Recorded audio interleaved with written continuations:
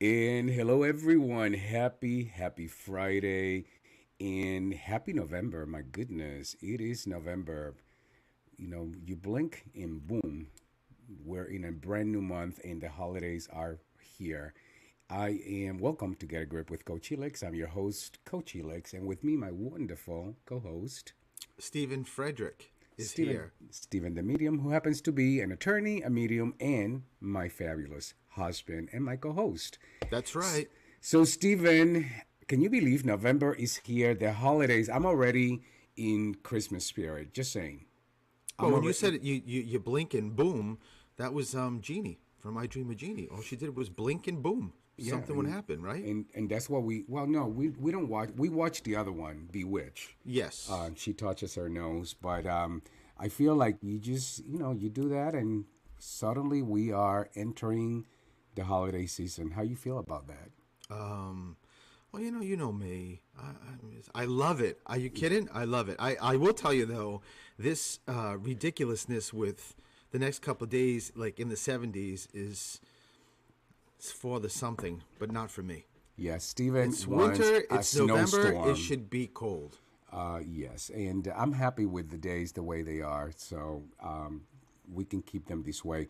But I'm also happy that the holidays are here because Yes. we're taking our decorations, our Halloween decorations down, and we're literally putting them away and putting our Christmas decorations up. That's what's going to happen here. There's really not much of a gap either, right? In No, between. no, there's no gap No, the whatsoever. witches go Betty bye and Yeah, the Christmas stuff comes out. because we're going to have Thanksgiving, and let me tell you, our house will be lit up that night. That's That's all right. I'm saying. That But is um, right. but Stephen, let's talk a little bit about what's been going on. By the way, guys, if you guys hear my raspy voice, my manly voice today, Good. I'm overcoming a little bit of a cold the last few days under the weather, but I'm on the mend. I feel much better, and so I'm glad to be here. But you may hear me cough from time to time, so just excuse me, Stephen. You're gonna have to jump in when you hear the coughing in the background. But anyways, what's been going on? There's a lot going on, and I think we should start with Lady of the Dunes Oh, is this because about me? it's a big deal. Well, Oh, I, some of it yeah. is. I So mean, and tell people what's going on. again, you know me. I don't like to be the center of attention or anything like that. Yeah. So, Okay. Yeah. so Right. big news and developments with Lady of the Dunes that everybody, I think, across the nation has heard. So, just a little backstory. Last April of 2021, I was part of the documentary Lady of the Dunes, Frank Durant's documentary, which was incredible. And I was so honored to get to do that. And I was in the documentary as me, as a medium, and helping with information. You know, the whole point of this documentary was hoping that if Lady of the Dunes wasn't identified, at least Frank's intention with this documentary was that it would get enough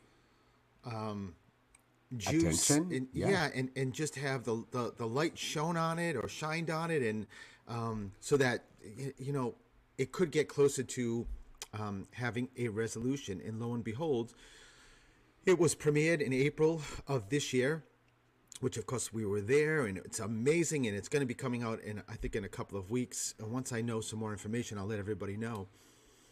But then this week, Monday or Tuesday it was, I can't remember, I get a notice from one of the news stations that there's going to be a big announcement in P-Town about the oldest unsolved murder. So of course right away I knew it was Lady of the Dunes.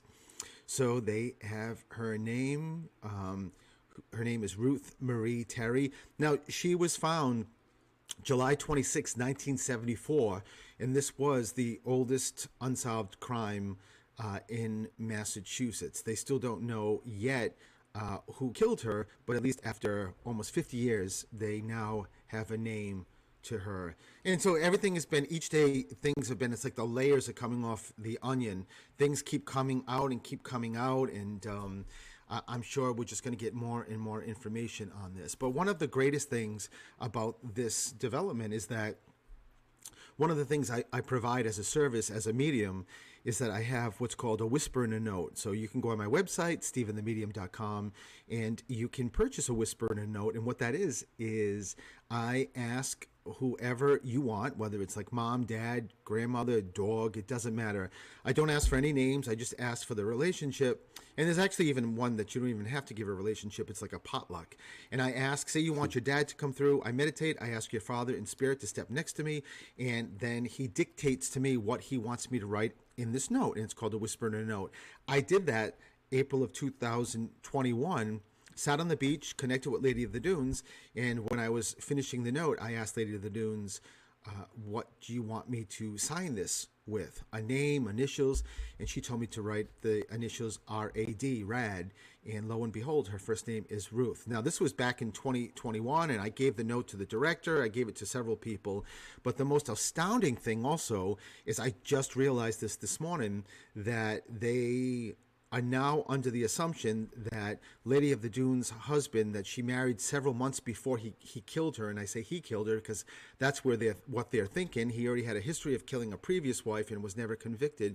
His name is Guy Rockwell, and in the note, Lady of the Dunes dictated to me the killer's first name begins with a G or a J. So, how's that? That's pretty amazing. That is Amazing, unbelievable. And this is like big news. I mean, it was all over national the news, national news, Yeah. and it's incredible that you were part of that documentary. And hopefully, everyone will have access to seeing the documentary very, very soon. And I think what I'm gonna do is, Stephen, I'm gonna invite Frank Duran, and who is the director of the documentary, and also Christopher Sutherland, who has been writing a book along Frank about the documentary. I'm going to invite them back on the show as guests so that they can give us their perspective, with you along, along the side That's great. on what's going on. So That's great. And that was always, as I mentioned, that was Frank's goal, is that somehow, some way, this documentary would get some information, to get her name, get the killer's name, something. And that's what people wanted. And the fact that this documentary did, and it will always be affiliated, it will always be connected with this amazing announcement this week of now finally, because you having her name. And Elix, when we filmed, I filmed in two different places. One of the places I filmed was in the cemetery. Yep. And her stone just says, I think it's unidentified woman. So now there's a name. Exactly, which is really cool. And now that creates an opening to discover, who was in her life, and this is gonna get to the killer very soon. Yes, I believe. Yes. So, and Stephen the Medium, it happens to be a part of all of this. How freaking exciting is that? So, but there's more excitement because you also just did your very first show in Provincetown, and that was awesome at the Water's Edge Cinema. Want to tell people about that experience? Yeah, so that was Monday, and so now I realize that the announcement for Lady of the Dunes came out on Monday because I told Elix that I know that this was done by the Lady of the Dunes, that the announcement came out to sort of give us all a nod, like all the work that we did in the documentary, on the day that I was doing my first presentation or event in P-Town where she was found. So which was really cool.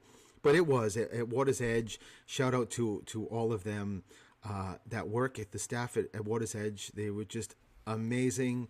And the amazing thing too was most of all the tourists are gone now from P-Town. So this was mostly, if not all, locals in this theater that I got to read, and it was, it was one after another after another. It was amazing. It was amazing. And Sunday, you have an awesome event coming up also. Yes, and you did something really awesome about it. I did. So Sunday I have a fundraiser here in Taunton, Massachusetts at Forest's Family Fun Center. It's a roller skating rink, and the money is going to go to the Silver City Skating Club to help anybody who needs help with expenses. competitions, especially with roller skating, are really, really expensive. The outfits, the skates, all of that kind of stuff, and hoping and hopefully helping people that just love skating and they just don't have the money to be able to purchase these costumes or skates, whatever the case may be. So I'm really excited about that. But I just always love to have a fun element to whatever I'm doing. So this week I did what's called tickets in a bottle. I have these little bottles and I put complimentary tickets. So each of the bottles, there were 3 of them. Each of the bottles had a sheet that is a pass. It's a free pass to get into the fundraiser. Whoever found it, and they can bring somebody.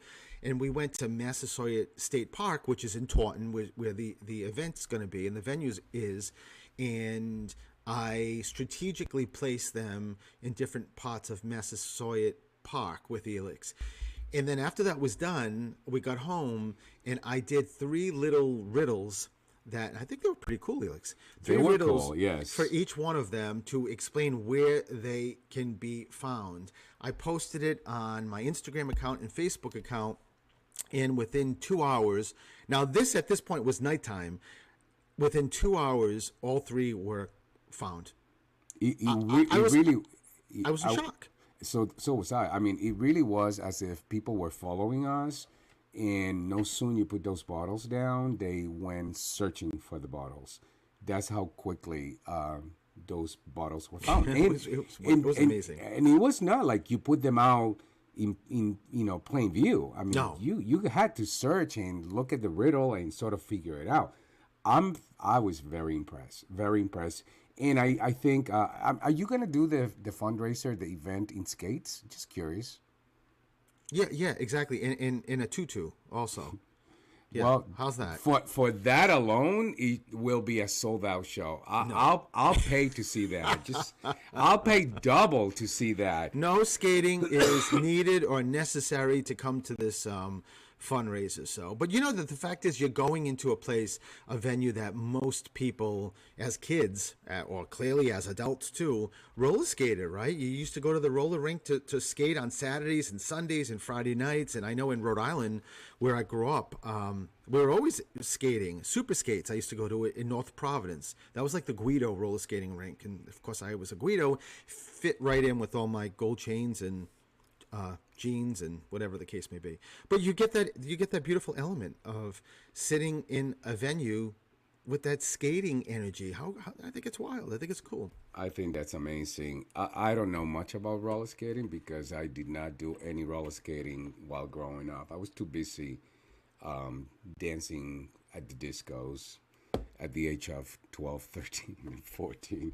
Just saying. But anyways, let's move along because today we have an amazing show.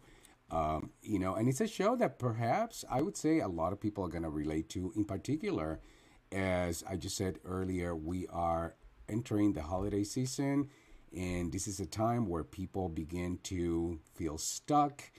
And so if you do feel stuck, or if you have, if you're having trouble collaborating and making decisions, this is the show for you. And all of that happens in the holidays. And today we have an amazing guest. He happens to be also a friend of mine and a colleague, Paul Ederman, who is an executive coach, a family consultant, business consultant with 38 plus years of experience providing insight, support, and facilitation to executives, family businesses, and professional advisors. He is skilled in understanding individual, organization, and family dynamics. So when we come back, we're going to have an amazing conversation with my friend, Paul Ederman. We'll be right back.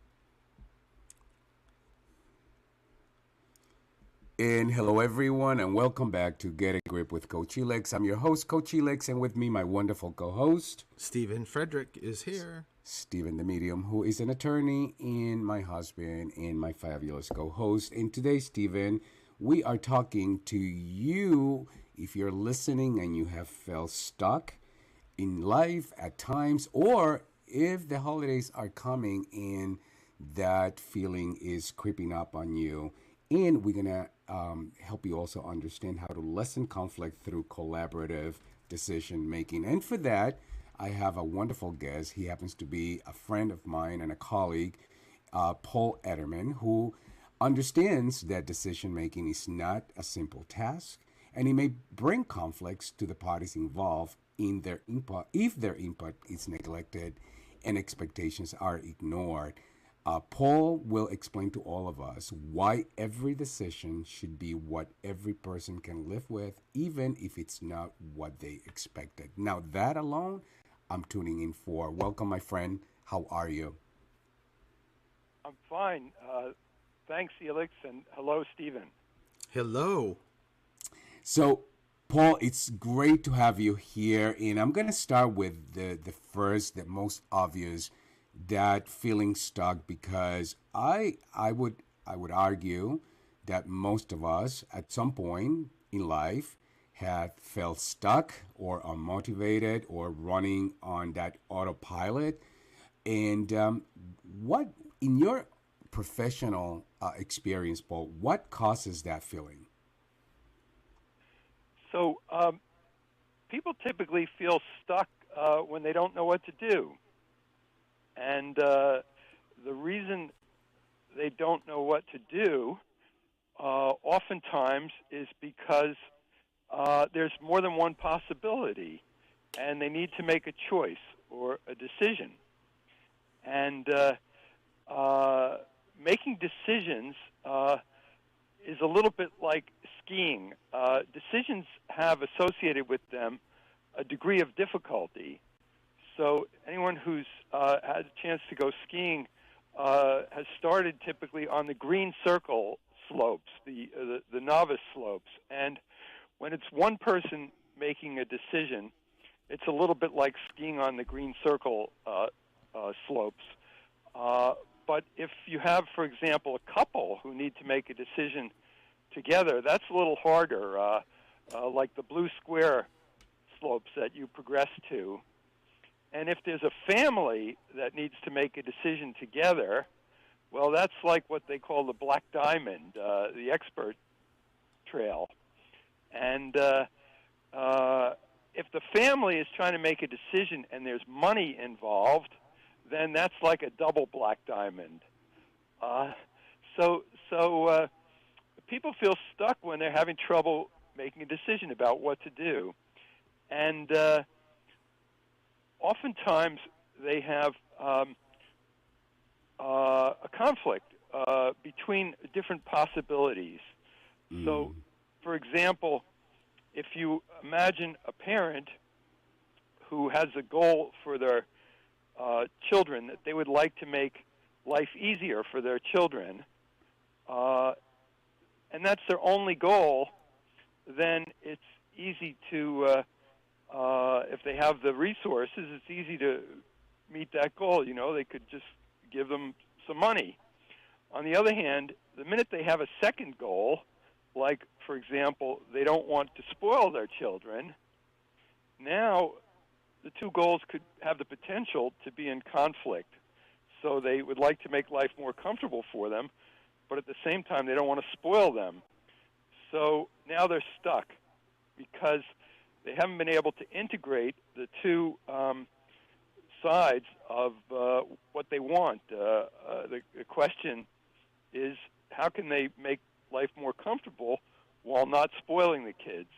And people rarely think about it in that way. They often focus on one side or the other, or when it's a couple, one partner may give voice to the side that says, well, we want the kids to be more comfortable. But another partner, I suppose stereotypically it might more often be the father, says, yeah, but we don't want to spoil them. You know, we want them to grow up tough like we did or like I did, or whatever, and so there you have the seeds of a conflict.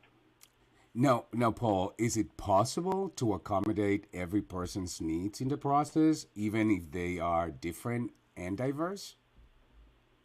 Well, when you're talking about family decision making, I use the analogy of making a decision in a family is not unlike a multi-party negotiation.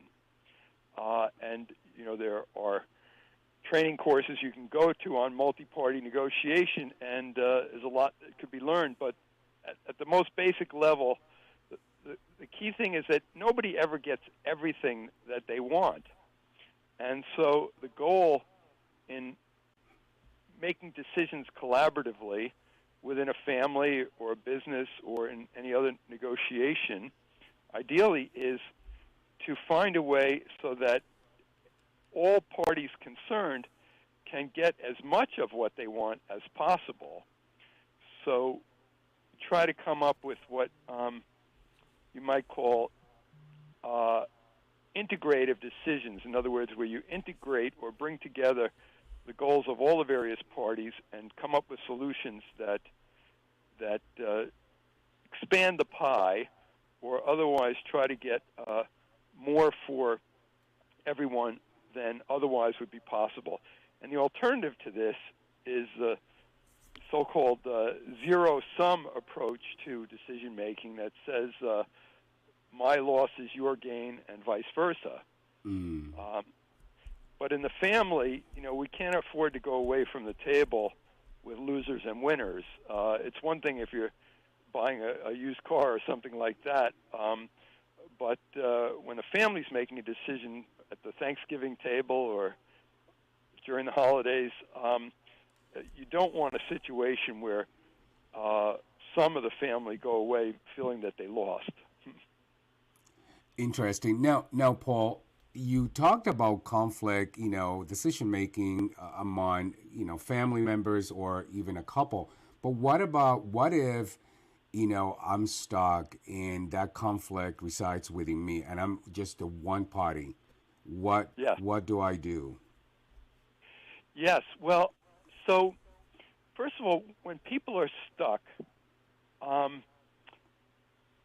it feels unpleasant or uncomfortable, and the discomfort interferes with our ability to think clearly.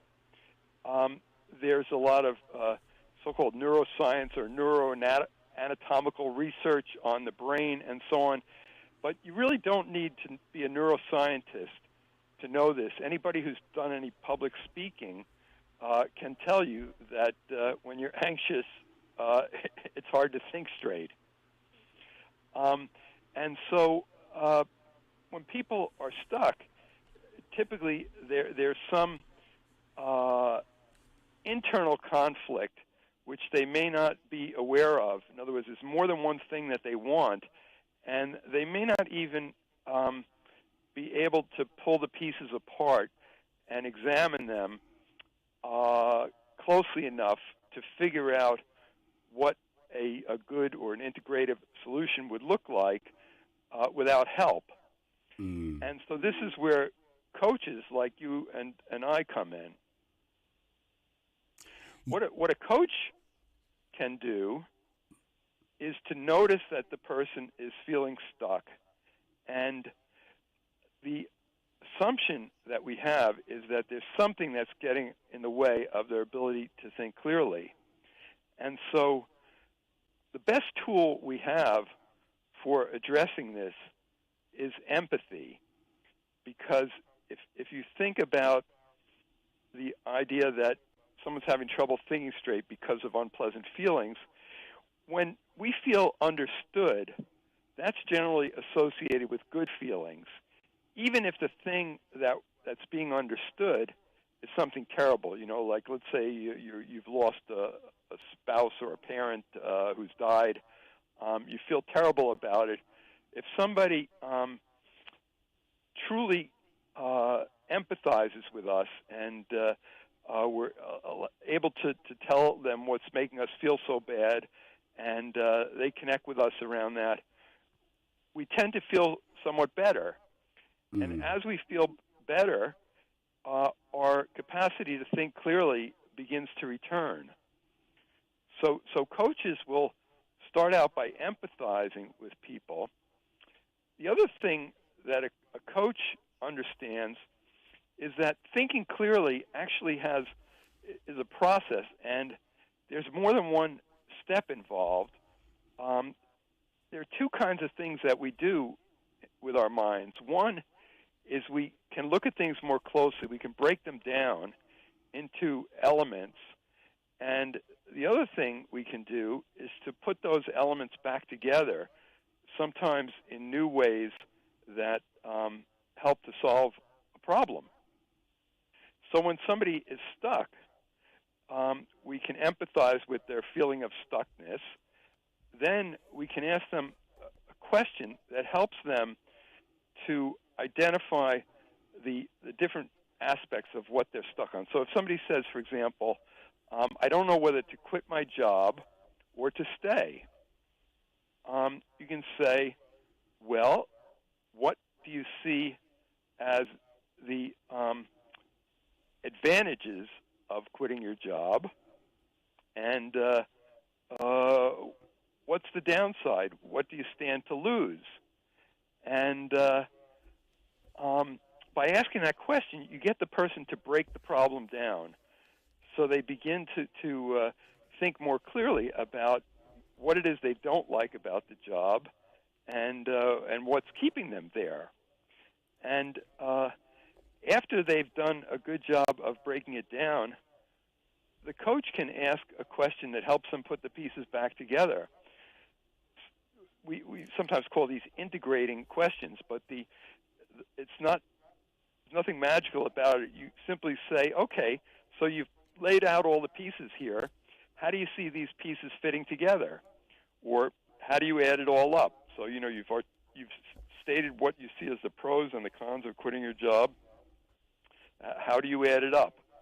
Now, there are other things we might discuss in a situation like this, like what other options do they have, and what would their ideal job look like, and so on.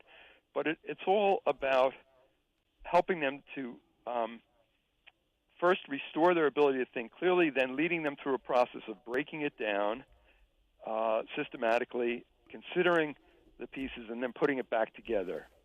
That's so fascinating, Paul. But listen, we do have to take a break.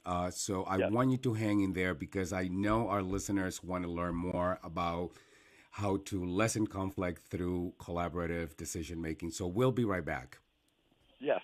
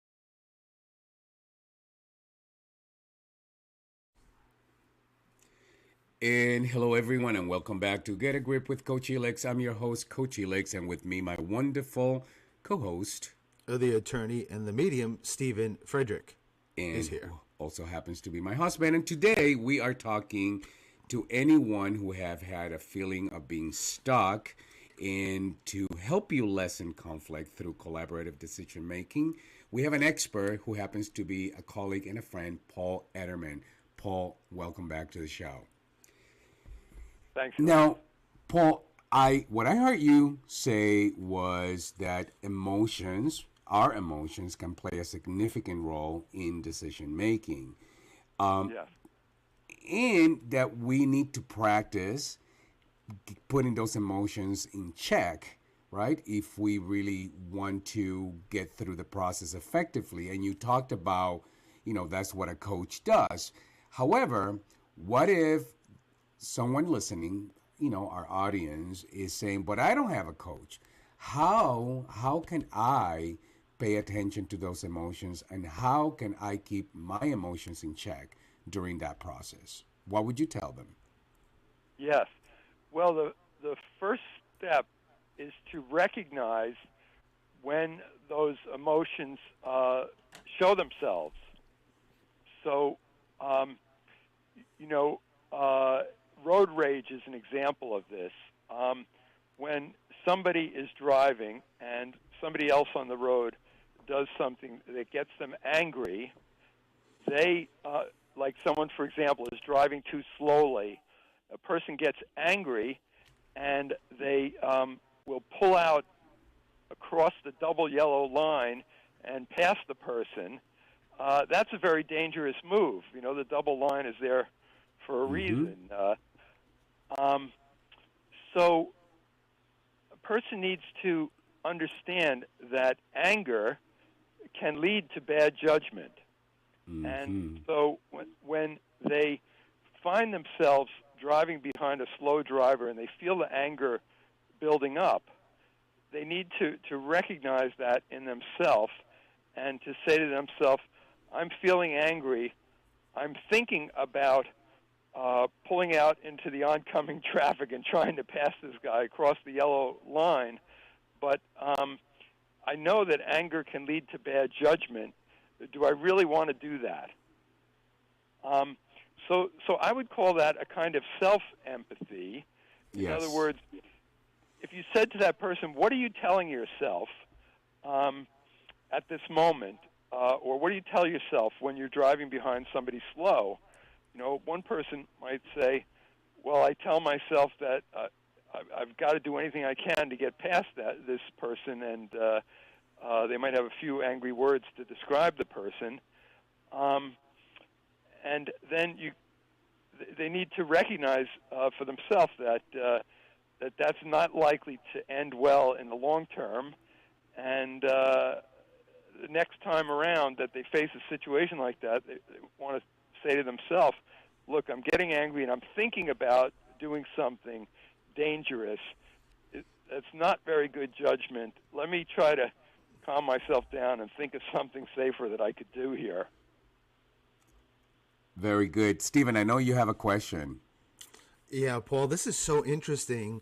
And I'm just curious, out of your experience, have you found that there's individuals that just naturally have the ability to make decisions much quicker than somebody else? I asked that, Paul, because if Felix and I go into a store and he's looking at air freshener, he can be there for 15 minutes and I'm looking at him like, just pick one. And he's just staring at it, or light bulbs, and we're completely. There's nothing wrong with spending 15 minutes looking at air fresheners. Just saying, go ahead. We're completely different, or we're officiating a wedding, the two of us, and even filling out the application online. I was right with him, and I'm looking at him, and he's reviewing it. I'm like, just press the button. It's good. It's done. So do you find that? Yes, in fact, this is one of the most robust findings among psychologists who study the development of personality. One of the dimensions along which people differ, and they differ from a very early age, is called by psychologists reflection versus impulsivity. But in other words, in plain English, it's the difference to think about a decision before you make it versus to decide much more quickly. You know, when presented with a choice, the person who's on the other end of the spectrum will make that choice much more quickly. Wow. Wow. And how does that happen? Is that just environmental, or is that just because we're all different? Yeah, I mean, nobody knows for sure. You know, it would be safe to say that brains are different in some way, you know, whether it's their chemistry or the way they're wired or whatever. And there may be, there's probably strong genetic components to this because the differences show up so early in life. You know, research done with children under the age of 2 shows this sort of thing. So, yeah, the differences just exist. The question that a couple faces is how do you avoid going from difference to conflict? You know, because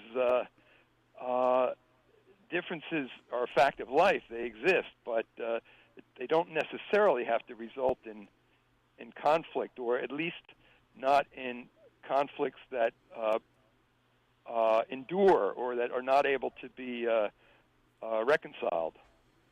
Now, Fascinating. Paul, I have a follow-up question. So, in your opinion, is decision making based on facts, feelings, or both? Well, so here's the thing. All other things being equal, the more information we have, the better decisions we will make. And so facts are one kind of information, but they're not the only kind of information that's useful. Our emotions, our feelings, are another source of information. You know, somebody might say, well, I have a bad feeling about this deal. Or, you know, my spidey sense tells me we shouldn't trust this person or whatever. That can be useful information, even though it can't be expressed in factual terms. It's not something you want to ignore. And anybody who has ignored that sort of signal can probably tell you a story about how things went, you know, in a bad direction eventually. So the thing is, you need both, ideally. And this is part of why teams can be more effective than individuals, because some people lean toward making decisions based on facts and data, and other people lean toward making decisions based on less obvious or less quantifiable factors, including, you know, feelings and emotions or intuitions. So the ideal case is to take advantage of all the information you have available. And if you still feel stuck, by the way, it suggests that maybe you still don't have all the information, and you want to think about what might I be missing here. And sometimes the information you're missing is external. In other words, it's outside of yourself. It has to do with some aspect of the situation.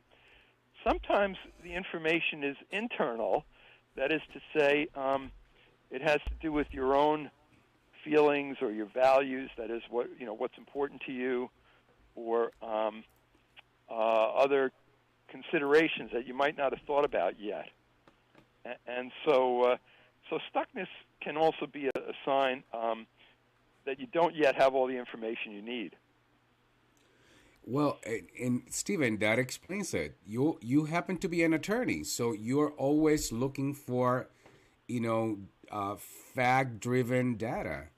I'm more emotional. I like to feel it. I like to know that it's the right things. That's why it takes me a lot longer to make decisions. Well, but on the medium side, it's the complete opposite. So I definitely have a balance between the factual, yes, as an attorney, and the feeling piece. But no matter which way you cut it, you take forever to pick out air freshener. Just saying. But listen, Paul, This is fascinating, and I definitely want to talk about the holidays, but we do need to take another commercial break. So, would you hang in there with us, and we'll continue the conversation when we come back. We'll be right back. Okay.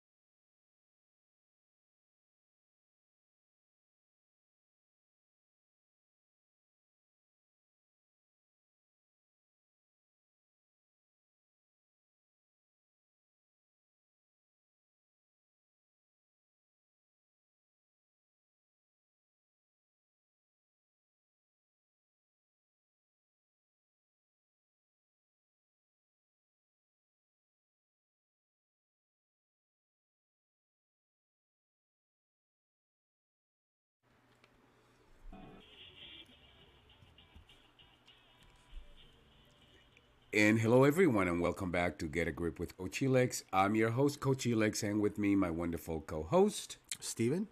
Stephen the Medium. Attorney Stephen the Medium is in the house. And we're also talking today about, feeling stuck and how to lessen conflict through collaborative decision making. And for that, I have an incredible guest, an expert in the subject matter, who happens to be a colleague and a friend, Paul Edelman. Paul, welcome back. Thanks, Felix. Now, Paul, of course, the holidays are here. Before we know it, we're going to be celebrating Thanksgiving. Before we know it, Christmas is here. And we know, of course, they're supposed to be for relaxing, but they also tend to be a source of stress, sometimes chaos, a lot of emotions, in particular, people who may be dealing with losses in their, recent losses or significant losses. How, you know, how would you advise people? How can they deal with, conflict? Uh, in the midst of all of that, how can they coexist? How can they still relax and enjoy, and be able to make collaborative family decisions during the holiday times? Yes. Well, it starts by having some understanding of what an effective decision making process looks like and what it means to make a decision in a collaborative way. The first principle of collaboration is that anybody who's affected by the outcome of a process ought to be involved or ought to have the opportunity to participate in some way. So let's take an example we all, or many of us, face. Shopping for Thanksgiving dinner. If you leave your house without thinking and go to the supermarket with the only goal of being, well, I'm gonna buy food for Thanksgiving. Once you get there, you're faced with the question, okay, what should I buy, right? Yes. And there's a hustle and bustle of other shoppers trying to get their food, and they bump their carts into yours, and you start to get angry and frustrated. It gets harder and harder to figure out what to buy. But if you back up a second and say, what would an effective model of decision making look like here? From my point of view, it begins with understanding what is the context or the situation. And if you're thinking about Thanksgiving, you might ask yourself some questions. For example, you might say, well, what's the structure of the problem? That's a real abstract question. But in practical terms, you'd say, okay, let me picture the Thanksgiving table. Who's going to be sitting around that table? Mm. And as you picture the people who are sitting around that table, you begin to create a picture in your mind of who they are and what they're like and what they want. You know, in abstract terms, we might say, well, what are their goals or desired outcomes? But in the practical situation, we just say, okay, who are they and what do they want? And you might know that in your family you have some meat eaters and some vegetarians, so you can't get away with just buying a turkey. And how many people are coming, and are they just coming on Thursday, or are they going to stay through the weekend? As you begin to clarify the context, it gets easier. Then the next question you say to yourself is, okay, what are my desired outcomes here? What is it that I'm trying to accomplish? Well, I want everybody to have something to eat. I want everybody to be happy. And what am I trying to avoid? Well, I know that Aunt Sally's on a diet, and if we serve ice cream and nothing else for dessert, she's going to complain, why don't you have anything I can eat? So I want her to be happy too. So now you've got this picture of the context, you've got a picture of the people and their desired outcomes. This begins to have implications. In my model, there are 4 steps: context, outcomes, implications. So you think about what are the implications? What could I do here? And you also think about what are the consequences of the various choices I could make. Well, if I buy this, who'll be happy or who'll be sad? If I only buy that, will we have enough? So on and so forth. And ultimately, that points to the action you need to take. So it begins to come clear what you need to buy at the supermarket. And I would say that even going back to the conversation we had about emotions, that you also need to take into consideration when you already know you have not a very good relationship, or there's some existing conflict with a relative, but you still need to have this gathering. It's to what I'm hearing you say is to have such awareness of all of this so that you can check in all of those emotions as well. Stephen, you have any questions for Paul? Yeah, Paul, I'm just curious. What is 7 Paths Forward? 7 Paths Forward is a business. It was founded by 2 very experienced coaches. David Peterson, who was the head of coaching and executive development at Google, and a fellow named David Goldsmith, who was one of the founders of the Institute of Coaching at the McLean Hospital and Harvard Medical School. And they set up this company to train experienced coaches. So there's a lot of programs out there that train new coaches, but they decided they wanted to focus on the market for existing coaches, and so they're slogan is something, to the effect of helping you to go from being a good coach to being a great coach. So I went through their training originally, and then I became a facilitator and an instructor to train others in that program. Okay, wow, that's interesting. And Paul, we're reaching the top of the hour, but I don't want to miss the opportunity to ask you, what would you have our guests do? What's something that they can start doing right now if they're listening and they know they're stuck, if they know they have some upcoming, gathering or some upcoming decision or some upcoming something where they know they need to make a collaborative decision with, family members, their spouse. What is one thing or a couple of things that they could do immediately? So ideally, they would talk about it with the person who's involved, and the conversation can follow a simple outline with 4 steps. Step 1 is what is the situation? So, if you're planning to have Thanksgiving dinner and you're having certain guests over, you say who's coming, who are they, what conflicts might we anticipate, and so on. The next question is what are my desired outcomes? In other words, what do I want to see happen here? And then the next step would be to ask the other party or parties, if there are multiple parties, what do you want or what do you want to see happen here? And then the final step in collaborative decision-making is to say, all right, let's talk about it. And when you talk about it, you can ask questions like, well, what do we anticipate is going to make this difficult or bumpy or unpleasant? And what might make it easier, or what might make it go more smoothly or be more pleasant? And, sometimes I call this anticipatory planning. So you anticipate what could happen, you think about what you want to have happen, and then you figure out what you need to do to make it more like what you want and less like what you don't want. So step 1 is, what's the situation?